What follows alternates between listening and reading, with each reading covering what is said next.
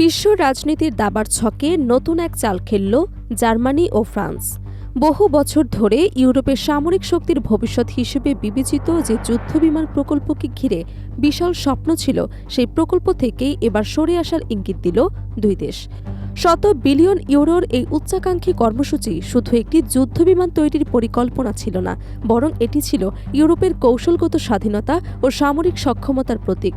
কিন্তু প্রযুক্তির নিয়ন্ত্রণ, নেতৃত্ব এবং মেধাস্বত্ব নিয়ে দীর্ঘদিনের দ্বন্দ্ব শেষ পর্যন্ত সেই স্বপ্নে ফাটল ধরিয়েছে। এমন এক সময় এই সিদ্ধান্ত এলো যখন রাশিয়ার বাড়তে থাকা সামরিক তৎপরতা এবং বৈশ্বিক নিরাপত্তা সংকট নিয়ে উদ্বিগ্ন পুরো ইউরোপ।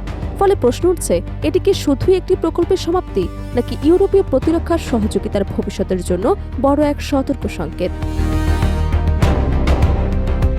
গত সপ্তাহে মন্টিনিগ্রোতে অনুষ্ঠিত ইউরোপীয় ইউনিয়ন পশ্চিম বলকান সম্মেলনের ফাঁকে বিষয়টি নিয়ে আলোচনা করেন জার্মানির চ্যান্সেলর ফ্রিডরিখ মের্জ এবং ফ্রান্সের প্রেসিডেন্ট ইমানুয়েল ম্যাক্রো। বৈঠকের প্রকল্পটির ভবিষ্যৎ, আর্থিক ব্যয় এবং বাস্তবায়ন যোগ্যতা নিয়ে গভীর আলোচনা হয়। এই কর্মসূচির মূল অংশীদার ছিল ইউরোপের বৃহৎ বিমান এবং মহাকাশ প্রযুক্তি প্রতিষ্ঠান এয়ারবাস এবং ফ্রান্সের প্রতিরক্ষা খাতের শীর্ষ কোম্পানি দাসো এভিয়েশন। তবে প্রকল্পের শুরু থেকেই প্রযুক্তিগত নেতৃত্ব কার হাতে থাকবে, মেধাস্বত্ব কিভাবে ভাগ হবে এবং উন্নয়ন কার্যক্রমের চূড়ান্ত নিয়ন্ত্রণ কে করবে, এসব প্রশ্নে দুই প্রতিষ্ঠানের জন্য মতবিরোধ চলছিল। সূত্রগুলোর দাবি, বছরের পর বছর আলোচনা চললেও কোনো পক্ষই নিজেদের অবস্থান থেকে সরে আসতে রাজি হয়নি। ফলে প্রকল্পের অগ্রগতি বারবার বাধাগ্রস্ত হয়। এমন পরিস্থিতিতে জার্মান চ্যান্সেলর মেরজ ফরাসি প্রেসিডেন্টকে পরিকল্পনাটি পুনর্বিবেচনার পরামর্শ দেন। মেরজ সম্প্রতি প্রশ্ন তুলেছেন, বর্তমান বাস্তবতায় ইউরোপের আদৌ মানবচালিত ষষ্ঠ প্রজন্মের যুদ্ধবিমান প্রয়োজন আছে কিনা। তার মতে, ভবিষ্যতের যুদ্ধ প্রযুক্তি দ্রুত পরিবর্তিত হচ্ছে এবং ড্রোন, কৃত্রিম বুদ্ধিমত্তা এবং স্বয়ংক্রিয় যুদ্ধ ব্যবস্থা ক্রমেই গুরুত্বপূর্ণ হয়ে উঠছে। তাই বিপুল অর্থ ব্যয় করে ঐতিহ্যগত ধারণার যুদ্ধবিমান তৈরির যৌক্তিকতা নিয়েও প্রশ্ন রয়েছে। প্রায় 100 বিলিয়ন ইউরোর ব্যয়ের এই প্রকল্পে স্পেনও অংশীদার ছিল। এর লক্ষ্য ছিল এমন একটি অত্যাধুনিক যুদ্ধবিমান তৈরি করা যা ড্রোনের সমন্বয়ে পরিচালিত হবে এবং উন্নত কম্প্যাক্ট ক্লাউড প্রযুক্তির মাধ্যমে যুদ্ধক্ষেত্রে তথ্য আদান প্রদান এবং সিদ্ধান্ত গ্রহণে বিপ্লব ঘটাবে। বিশেষজ্ঞদের মতে, এই প্রকল্প শুধু একটি যুদ্ধবিমান তৈরির উদ্যোগ ছিল না, বরং এটি ছিল ইউরোপের ভবিষ্যৎ আকাশ যুদ্ধ কৌশলের কেন্দ্রবিন্দু। পরিকল্পনা অনুযায়ী যুদ্ধবিমানটি উন্নত সেন্সর, কৃত্রিম বুদ্ধিমত্তা, নেটওয়ার্ক ভিত্তিক যুদ্ধ প্রযুক্তি এবং মানববিহীন সহযোগী প্ল্যাটফর্মের সঙ্গে কাজ করার সক্ষমতা অর্জন করত।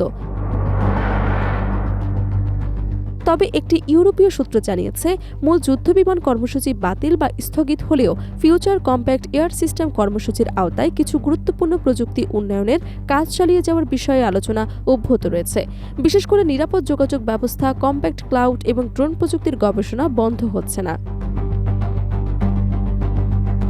এদিকে জার্মানির প্রভাবশালী শ্রমিক ইউনিয়ন আইজি মেটাল এই সিদ্ধান্তকে স্বাগত জানিয়েছে। সংগঠনটির উপচেয়ারম্যান ইয়র্গেন কার্নাল বলেন, দীর্ঘদিন ধরে বোঝা যাচ্ছিল যে দাসো এবং এয়ারবাস সমমর্যাদার অংশীদার হিসেবে কার্যকরভাবে একসঙ্গে কাজ করতে পারছে না। তার মতে, জার্মান বিমান শিল্প এবং কর্মসংস্থানের স্বার্থ রক্ষার জন্য বাস্তবসম্মত সিদ্ধান্ত নেওয়াই জরুরি ছিল।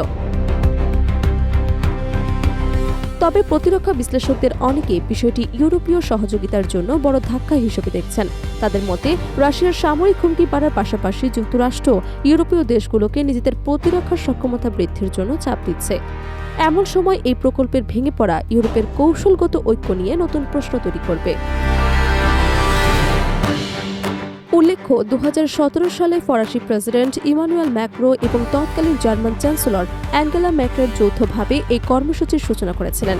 সেই সময় এটিকে ইউরোপের প্রতিরক্ষা ইতিহাসের সবচেয়ে উচ্চাভিলাষী প্রকল্পগুলোর একটি হিসেবে বিবেচনা করা হয়েছিল। কিন্তু প্রায় এক দশক পরে সেই স্বপ্নই এখন অনিশ্চয়তার মুখে।